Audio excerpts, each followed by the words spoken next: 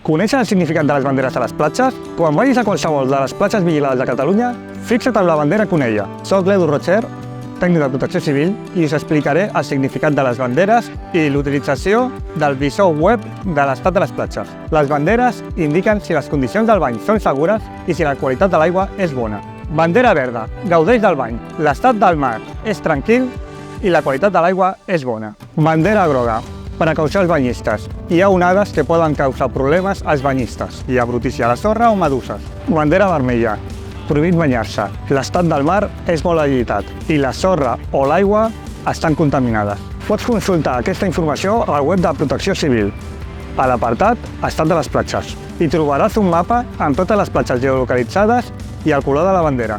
En el visor web de platges, si la bandera surt grisa, és que no tenim dades en aquell moment sobre l'estat d'aquella platja en concret.